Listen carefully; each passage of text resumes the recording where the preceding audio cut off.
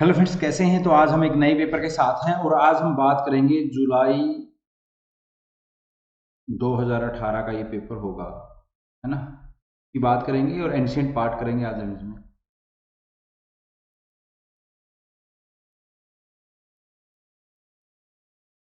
क्या करेंगे?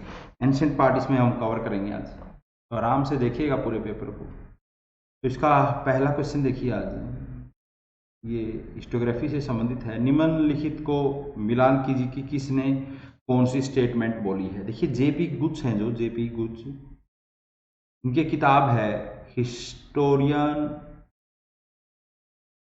And history and historian of the 19th century, history and the historian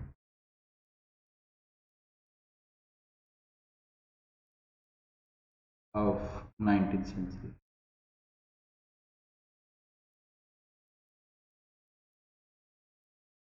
है ना। ये क्या history and the historian of the 19th century G P Gooch की किताब है। जेपी गुच्छ ने क्या बोला है? जेपी गुच्छ कहते हैं कि भाई जो इतिहास वास्तव में इतिहासकार का अतीत है के संबंध में निर्णय होता है, जिसका उद्देश्य वर्तमान को प्रशिक्षित करना और भावी पीढ़ी के लिए मार्गदर्शन करना होता है ना। वर्तमान को प्रशिक्षित करके भावी पीढ़ी के लिए मार्गदर्शन करना इतिहास का उद्देश्य किसने बताया? जेपी कुछ कहता है। उसके बाद हेनरी पिरेन क्या कहता है? हेनरी पिरेन बोलता है कि जो इतिहास समाज में रहने वाले मनुष्यों के कार्यों और उपलब्धियों की कहानी है। हिस्ट्री क्या है? इतिहास समाज में रहने वाले मनुष्यों के कार्यों और उपलब्धियों की कहानी है, एक्ट एंड अचीवमेंट की कहानी है ये। उसके बाद हमारा रेनियर क्या कहता है भाई? रेनियर रेनियर बोलता है संपूर्ण जो अतीत मेरा अतीत है और मैं अपने व्यक्तिगत संतोष के लिए उसका संस्मरण करता हूँ, मतलब उसके लिए मैं अपने व्यक्तिगत संतोष के लिए उसको लिखता हूँ, है ना। संपूर्ण अतीत मेरा अतीत है और मैं अपने व्यक्तिगत संतोष के लिए उसका संस्मरण करता हूँ। उसके बाद प्रोफेसर वाल्स हैं। प्रोफेसर वाल्स की एक किताब है, उसको याद नोट कर लें पहले। An introduction to the philosophy of history, N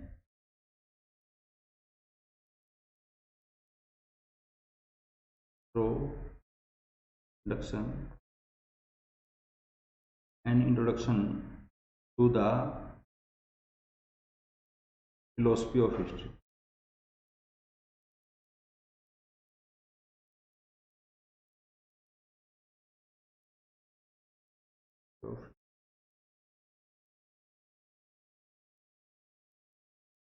N introduction to the philosophy of history, ये बुक है। तो इसका प्रोफेसर वाल्स ने क्या बोला? प्रोफेसर वाल्स बोलते हैं या तो हमें यह स्वीकार करना चाहिए कि अतीत की इतिहास अर्थपूर्ण है, अथवा इतिहास अव्यवस्थित और असंगठित घटनाओं का संयोग है जिसमें कोई ना सवर है ना कोई तर्क। मतलब हमें ये पहले ही एक चीज तो हमें डिसाइड करनी ही पड़ेगी।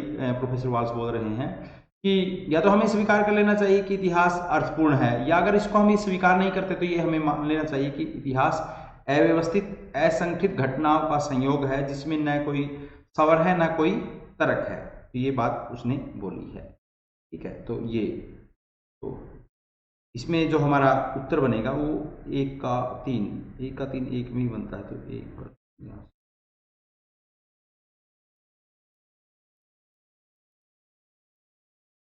निम्नलिखित को सुमेलित कीजिए। निम्नलिखित को और जो सुमेलित नहीं है उसको बताना है, मतलब जो सही नहीं है।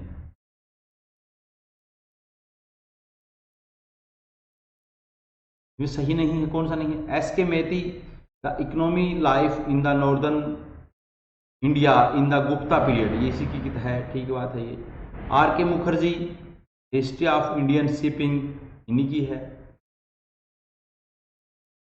R C Majumdar Hindu colony in far east in the far east, ये भी इन्हीं की है। टीवी महालिंगम ने पल्लवों पर काम किया है ना, इतिहास पर काम किया उन्होंने।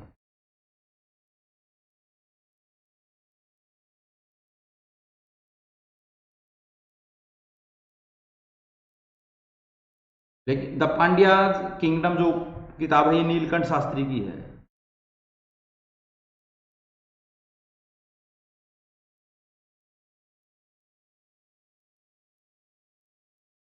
तो हमारा उत्तर डी होगा। निम्न में से कौन से प्राग ऐतिहासिक स्थल से बड़ी मात्रा में लघु पाषाण उपकरण मिले हैं? देखिए मध्य पाषाण काल प्राग इतिहास से क्या अभिप्राय है हमारा? प्राग इतिहास से हमारा अभिप्राय क्या है? एक सेकेंड।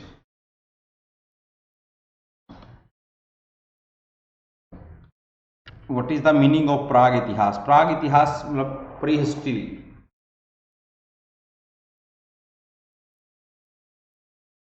जिसके हमारे पास केवल जिसके हमारे पास केवल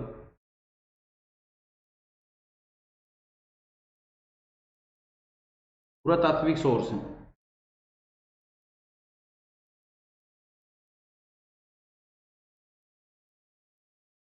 है ना, कोई भी लिखित रिकॉर्ड नहीं है इसमें। स्टोन एज आती है ना,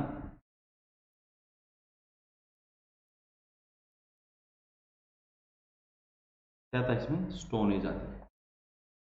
ठीक है, इसमें आदमगढ़ से हमें बड़ी मात्रा में लघु पाषाण उपकरण मिले हैं। आदमगढ़ मध्य प्रदेश में है, यहाँ से 25,000 लघु पाषाण उपकरण।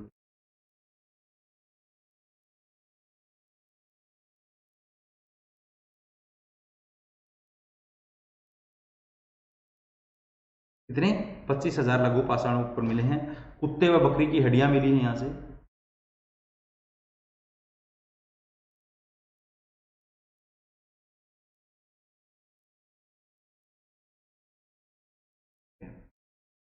के साथ ये बागोर है, ये राजस्थान में है। ये दोनों केंद्रों से क्या मिला है? प्राचीनतम पशुपालन के साक्ष्य मिले हैं ना।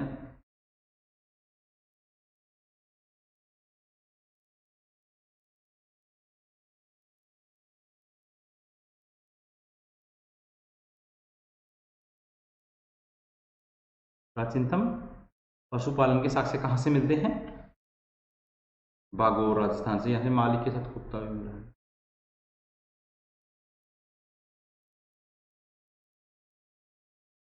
ये मध्य पाषाण काल का सबसे बड़ा केंद्र है।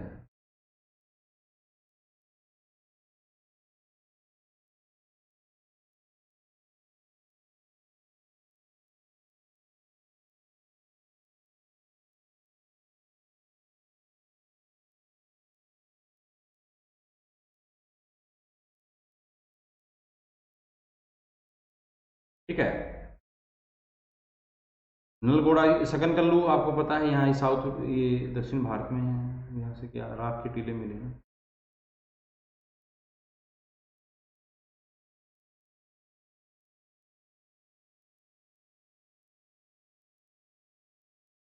क्या मिले हैं? राख के टीले।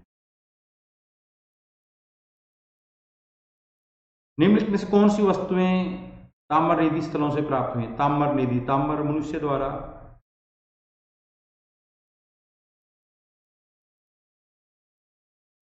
सर्वप्रथम प्रयोग की गई धातु है।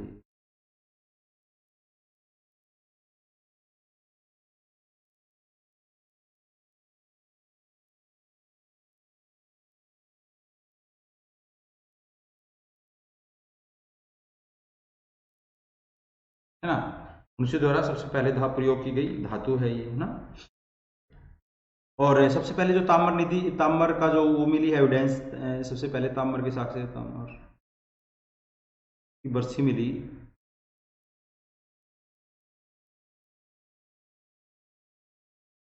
सर्वप्रथम कहाँ से मिली?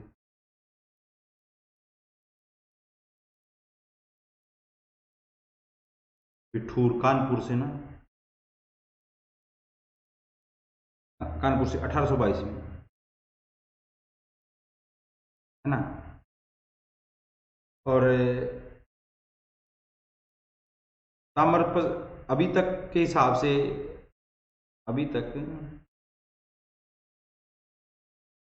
85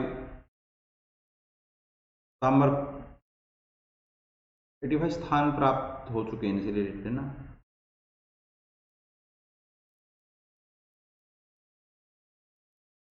जहां ताम्र पाषाणिक साक्ष्य मिले हैं।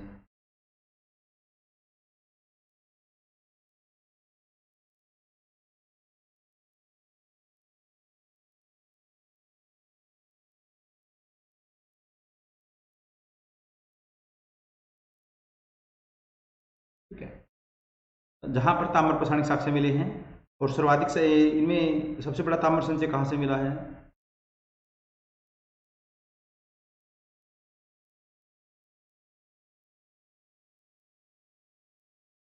बुंगेरिया से। बुंगेरिया से मिला है। इसमें 424 ताम्र ताम्र उपकरण है और 102 चांदी के हैं।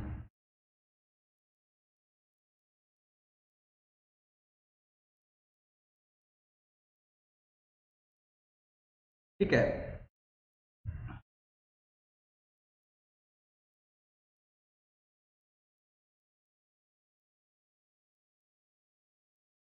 ये बात आप ध्यान में रख लेना। और जो ताम्र संस्कृतियां, इनके विषय में जानकारी की, जो ताम्र संस्कृतियों के बारे में सबसे पहले वीए स्मिथ ने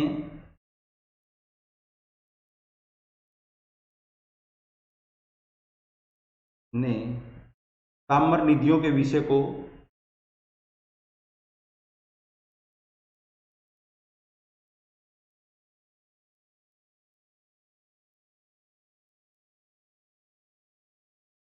को अंतर्राष्ट्रीय स्तर पर उठाया है। ये क्वेश्चन आ जाएगा,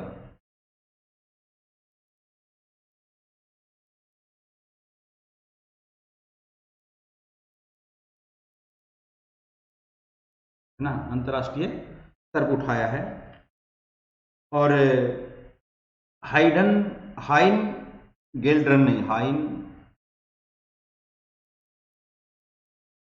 गेल्ड्रन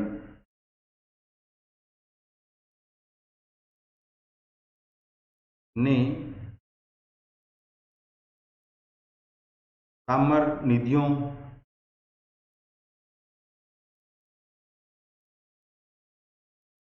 का संबंध आर्यों से जोड़ा है।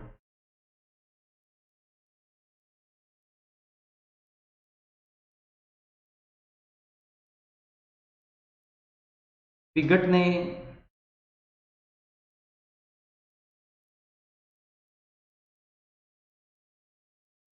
प्री हिस्टोरिक इंडिया किताब में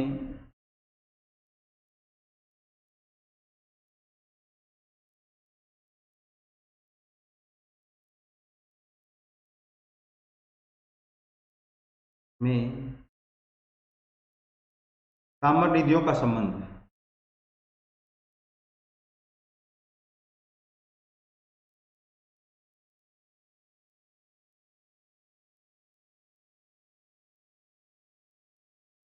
हड़प्पा से विस्थापित लोगों से जोड़ा है।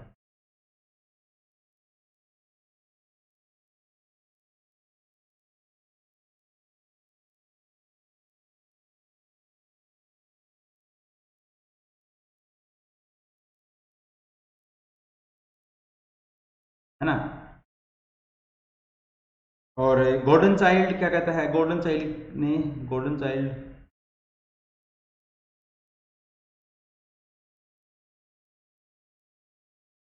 व्हाट हैपेंड इन हिस्ट्री, किताब इनकी व्हाट हैपेंड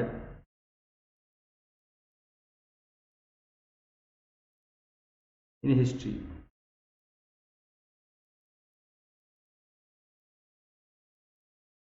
में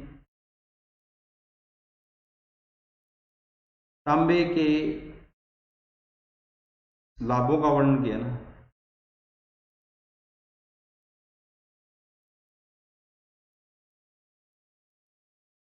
ताम्र संस्कृति से जो रिलेटेड मृत भांड था,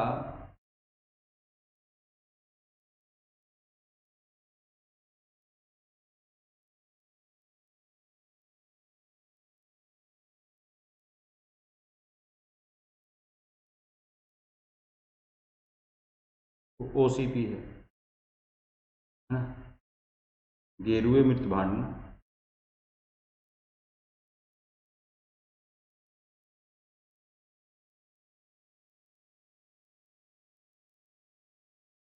क्या है वो? ओसीपी है, गेरुए मृत भांड।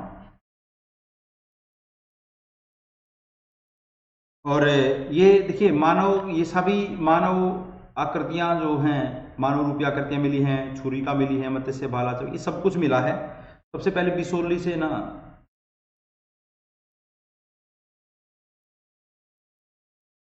2001 में 31 सांबर मानव आकृतियां मिली थी।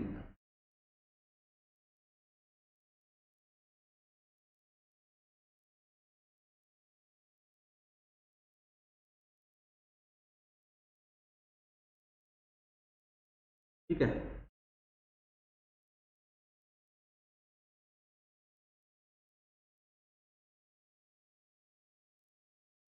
और मदरपुर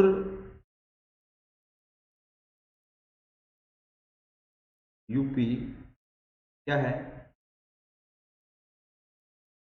सांबर मानव आकृतियों के निर्माण का केंद्र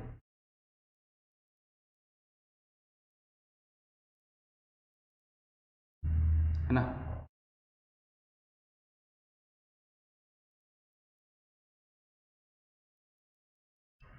कैथा संस्कृति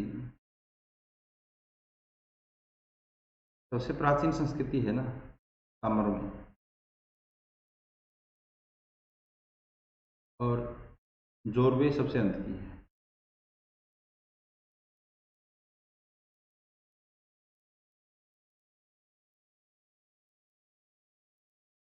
ये हमारा उत्तर डी आएगा, और इससे ज़्यादा एक्सप्लेन इसके बारे में कुछ ज़्यादा करने की जरूरत है नहीं। निम्नलिखित किस प्रस्थल से हड़प्पा संस्कृति के लोगों के जल संसाधन व्यवस्था के लिए जागरूकता की जानकारी मिलती है? जल प्रबंधन को लेकर जानकारी कहाँ से मिलती है? धोलावीरा से मिलती है, मोहनजोदड़ो, यानी दोनों से मिलती है। इसके अलावा लोथल से मिलती है ना। यहाँ से तो क्या मिला है, धोलावीरा से मिला है 31 सीढ़ियों वाला जलाशय है।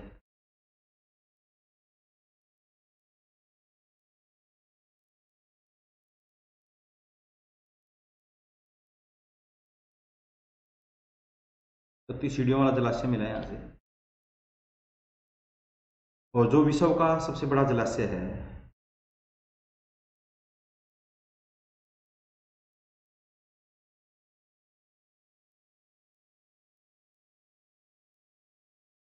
ना, विश्व का ये ग्रेट बाथ से 3 गुना बड़ा है।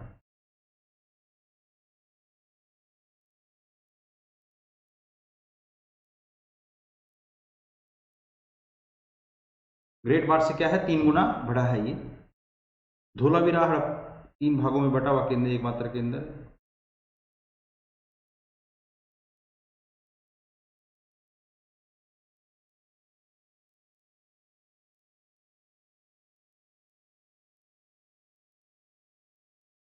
है ना, 3 भागों में बटा हुआ एकमात्र हड़प्पा केंद्र। बाकी 2 भागों में बटे हैं ज्यादातर, ये 3 भागों में बटा है।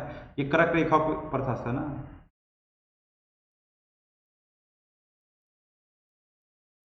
यहाँ से खगोलीय वो मिली है प्रयोगशाला।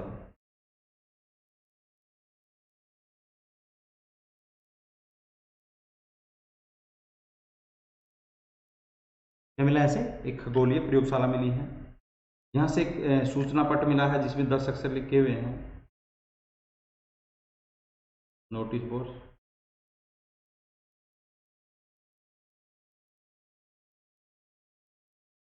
है ना, 10 अक्षर वाला सूचना पट मिला है। यहाँ से स्टेडियम मिला है यहाँ से एक,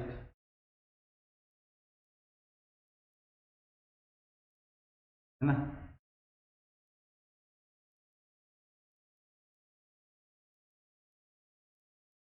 इसके अलावा मोहनजोदड़ो हड़प्पा सभ्यता का सबसे बड़ा केंद्र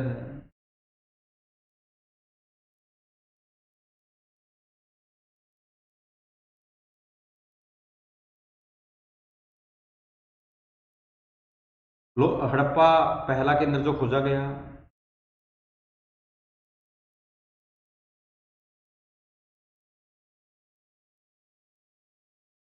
है ना, पहला केंद्र जो खोजा गया। देखने में ये हड़प्पा एक प्रशासनिक नगर लगता है ना।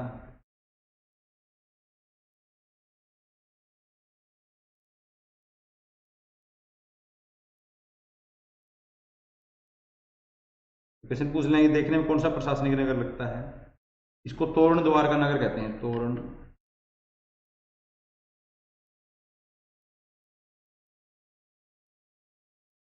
है ना। कालीबंगा, कालीबंगा से आपको क्या मिला है, कालीबंगा से हमारा उत्तर ये है।